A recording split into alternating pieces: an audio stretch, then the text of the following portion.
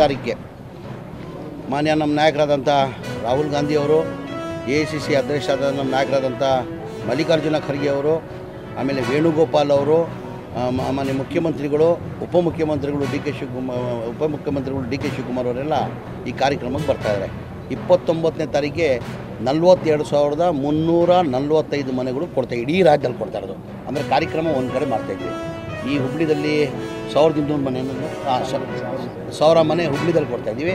ಆ ಥರ ಇಡೀ ರಾಜ್ಯದಲ್ಲಿ ಎಲ್ಲ first phase, second phase, third face ಅಂತ ಮಾಡಿದ್ವಿ. ನಮಗೆಲ್ಲ ಗೊತ್ತಿದ್ದಂಗೆ ಹಿಂದಿನ ಸರ್ಕಾರದಲ್ಲಿ ಸಿದ್ದರಾಮಯ್ಯ ಮುಖ್ಯಮಂತ್ರಿ ಇರುವಾಗ 1,80,253 ಮನೆಗಳು ಸ್ಲಮ್ ಬೋರ್ಡ್ಗೆ ಸ್ಯಾಂಕ್ಷನ್ ಮಾಡಿದರು. 15, 14, 15, 16, 17, 18 ಸ್ಯಾಂಕ್ಷನ್ ಮಾಡಿದರು. ಅದೇ ಥರ ರಾಜೀವ್ ಗಾಂಧಿ HP ಸ್ಕೀಮ್ ಅಂತ ಇದೆ. ರಾಜೀವ್ ಗಾಂಧಿ ಆಶ್ರಯ ಮನೆಗಳು ಅಂತೀವಿ. ಅದಕ್ಕೂ ಹಿಂದಿನ ಸರ್ಕಾರದಲ್ಲೇ ಸಿದ್ದರಾಮಯ್ಯ ಮುಖ್ಯಮಂತ್ರಿ ಇರುವಾಗ 47,860 ಮನೆಗಳು ಸ್ಯಾಂಕ್ಷನ್ ಮಾಡಿದರು.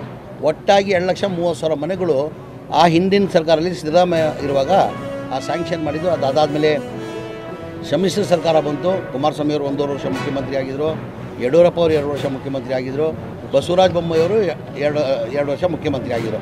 ಅವ್ರ ಅವಧಿಯಲ್ಲಿ ನಾವು ಅದಕ್ಕೆ ಬೆಂಬಲ ಕೊಡ್ತೀವಿ, ನಾವು ಹೋಗ್ತೀವಿ ಕಾರ್ಯಕ್ರಮಕ್ಕೆ. ಏನು ಮೆಸೇಜ್ ಇಲ್ಲ. ಅವ್ರ ದಲಿತ ಸಮಾಜದ ಒಂದು ಕಾರ್ಯಕ್ರಮ, ಒಂದು ಅಲ್ಪಸಂಖ್ಯಾತ ಕಾರ್ಯಕ್ರಮ ನಾನು ಮಾಡಿದ್ದೆ. ಹಾಗಾಗಿ ದಲಿತ ಸಮಾಜದ್ದು ಎಲ್ಲ ಸಮಾಜದವರು ನನ್ನ ಆಸೆ ಇರ್ತದೆ, ನಾವು ಒಂದು ಸಮಾಜದ ಒಂದು ಕಾರ್ಯಕ್ರಮ ಮಾಡುವಂಥ. ಆ ಕಾರ್ಯಕ್ರಮ ನಮ್ದು ಎಲ್ಲ ಬೆಂಬಲ ಇದೆ. ನಾವು ಆ ಕಾರ್ಯಕ್ರಮ ಹೋಗ್ತೀವಿ.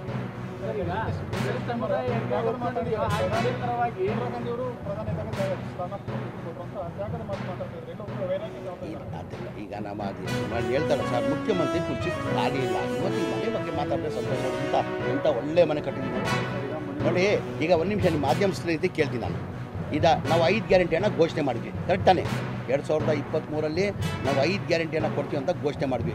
ಇದೇ ವಿರೋಧ ಪಕ್ಷದವ್ರು ಏನಂದರು, ಈ ಗ್ಯಾರಂಟಿಗಳು ಕೊಡೋಕ್ಕೆ ಸಾಧ್ಯ ಆಗಲ್ಲ. ಏನಕ್ಕಂದರೆ ಗ್ಯಾರಂಟಿಗಳು ಕೊಡಬೇಕಾದ್ರೆ 55,000 60,000 ಕೋಟಿ ಆಗ್ತದೆ. ಇವ್ರು ಸುಮ್ಮನೆ ರಾಜಕೀಯ ಭಾಷಣ ಮಾಡಿದ್ದಾರೆ, ಈ ಗ್ಯಾರಂಟಿಗಳು ಕೊಡೋಕ್ಕೆ ಸಾಧ್ಯ ಆಗಲ್ಲ ಅಂತ ವಿರೋಧ ಪಕ್ಷದವ್ರು ಹೇಳಿರ್ತಾನೆ. ನಮ್ಮ ಸರ್ಕಾರ ಬಂದು ಒಂದೇ ತಿಂಗಳಲ್ಲಿ ಯಾರಪ್ಪ ಅದು ಏನಕ್ಕೆ ಬಂದ್ ಮಾಡ್ತಾರ ಇವರು? ಈ ಕೇಳಪ್ಪ ಸ್ವಾಮಿ, ಈ 5 ಗ್ಯಾರಂಟಿಯನ್ನು ಲಾಗು ಮಾಡಿರೋದು ತಮಗಿರೋದು ಗೊತ್ತಿರೋದು ವಿಚಾರ. ಅದ್ರ ಜೊತೆಯಲ್ಲಿ ನಾವು ಇದು 6ನೇ ಗ್ಯಾರಂಟಿ ಅಂತೀನಿ ನಾನು. ಬ್ರದರು ಕೇಳಪ್ಪ, ಇಲ್ಲಿ ಇದು 6ನೇ ಗ್ಯಾರಂಟಿ ಅಂತೀನಿ ನಾನು. ಇದು 6ನೇ ಗ್ಯಾರಂಟಿ ಮನೆ ಕೊಡೋದಿದೆಯಲ್ಲ, ಇದು 6ನೇ ಗ್ಯಾರಂಟಿ. ಏನಕ್ಕೆ ನಾವು ಚುನಾವಣೆ ಟೈಮಲ್ಲಿ ಘೋಷಣೆ ಮಾಡಿರಲಿಲ್ಲ. ನಾವು ಈ ಥರ ಮನೆಗಳು ಕೊಡ್ತೀವಿ ಅಂತ 5 ಗ್ಯಾರಂಟಿ ಕೊಡ್ತೀವಿ ಅಂತ ಘೋಷಣೆ ಮಾಡಿದ್ವಿ. 5 ಗ್ಯಾರಂಟಿ ಲಾಗು ಆಗಿರೋ ತಮಗೆಲ್ಲ ಗೊತ್ತಿರೋದು ವಿಚಾರ. ಇದು 6ನೇ ಗ್ಯಾರಂಟಿ ಅಂತ ಹೇಳಕ್ಕೆ ಬಯಸ್ತಾ ಇದ್ದೀನಿ. ನಾವು ಮನೆಗಳು ಕೊಡ್ತೀವಿ ಅಂತ ಹೇಳಿರಲಿಲ್ಲ ಬಡವರಿಗೆ ಚುನಾವಣೆ ಟೈಮಲ್ಲಿ. ಅಂದರೆ ನೀವು ಅರ್ಥ ಮಾಡ್ಕೊಳ್ಬೇಕಾಗ್ತದೆ, ಕಾಂಗ್ರೆಸ್ ಪಕ್ಷಕ್ಕೆ ಮತ್ತು ಸಿದ್ದರಾಮಯ್ಯಗೆ ಬಡವ್ರ ಬಗ್ಗೆ ಎಷ್ಟು ಕಾಳಜಿ ಇದೆಯಾ ಅಂತ ತಾವು ಅರ್ಥ ಮಾಡ್ಕೊಳ್ಬೇಕಾಗ್ತದೆ. ಏನಿಗೆ BJP ಅವರು ಕೊಡಬೇಕಾಗಿತ್ತಾನೆ. ಒಂದು ನಿಮಿಷ, BJP ಅವರು ಬಡವ್ರ ಬಗ್ಗೆ ಕಾಳಜಿ ಇದ್ದಿದ್ರೆ ಕುಮಾರಸ್ವಾಮಿ 1.5 ವರ್ಷ ಮುಖ್ಯಮಂತ್ರಿ ಆಗಿದ್ದರು. ಆವಾಗ ಗ್ಯಾರಂಟಿಗಳು ಇರಲಿಲ್ಲ. ಅದು ಹೇಳ್ತಾರೆ ದಿವಾಲಿ ಆಗಿದೆ, ಸರ್ಕಾರ ದುಡ್ಡಿಲ್ಲ. ಎಲ್ರಿ ಸ್ವಾಮಿ, BJP ಸ್ನೇಹಿತರಿಗೆ ಕೇಳಕ್ಕೆ ಬಯಸ್ತೀನಿ ನಾನು, ಎಲ್ಲಿ ಸರ್ಕಾರ ದಿವಾಲಿ ಆಗಿದೆ? ದಿವಾಲಿ ಆಗಿದ್ದರೆ ಇವತ್ತು 9,000 ಕೋಟಿ ಮನೆ ಮುಖ್ಯಮಂತ್ರಿಗಳು ಬಡವ್ರ ಮನೆ ಕೊಡೋಕ್ಕೆ ಒಪ್ಕೊಳ್ತಾ ಇದ್ರಾ? ಎಲ್ಲಿ ದಿವಾಲಿ ಆಗಿದೆ? ಇಲ್ಲ ಅವ್ರು ಬಡವ್ರ ಬಗ್ಗೆ ಕಾಳಜಿ ಇದ್ದಿದ್ರೆ ಟಕ್ಕಲ್ಲಿ ಕಾಳಜಿ ಇರಬೇಕು ಅಂತಾರೆ. ಇಷ್ಟಲ್ಲೂ ಅವ್ರಿಗೆ ಗ್ಯಾರಂಟಿ ಇರಲಿಲ್ಲ, ಯಾವ ಗ್ಯಾರಂಟಿನೂ ಅವ್ರು ಕೊಟ್ಟಿಲ್ಲ. ಆ ಟೈಮಲ್ಲಿ ಬಡವ್ರು ಕೊಡಬೇಕಾಗಿತ್ತಿಲ್ಲ ಮನೆ. 1.5 ವರ್ಷ ಕುಮಾರಸ್ವಾಮಿ ಮುಖ್ಯಮಂತ್ರಿ ಆಗಿದ್ದರು, ಕುಮಾರಸ್ವಾಮಿ ಕೊಡ್ಬೋದಾಗಿತ್ತು. ಯಡಿಯೂರಪ್ಪ 2 ವರ್ಷ ಮುಖ್ಯಮಂತ್ರಿ ಆಗಿದ್ದರು, ಅವ್ರು ಕೊಡ್ಬೋದಾಗಿತ್ತು. ಬಸವರಾಜ ಬೊಮ್ಮಾಯಿ ಅವರು 2 ವರ್ಷ ಮುಖ್ಯಮಂತ್ರಿ. ಅಂದರೆ ಅಲ್ಲಿ ಅರ್ಥ ಆಗ್ತದೆ, ಅರ್ಥ ಮಾಡ್ಕೊಳ್ಬೇಕಾಗ್ತದೆ ನಾವು, ಅವ್ರ ಬಡವ್ರ ಬಗ್ಗೆ ಕಾಳಜಿ ಇಲ್ಲ ಅಂತ. ಏನು 100% ತಾವೇ ನೋಡಿ, ಕ್ವಾಲಿಟಿಯಲ್ಲಿ ಏನೋ ವ್ಯತ್ಯಾಸ ಇದೆ. ನೀವೇ ನೋಡಿ, ಇಲ್ಲಿ ನೋಡ್ರಿ ಹೆಂಗಿದೆ.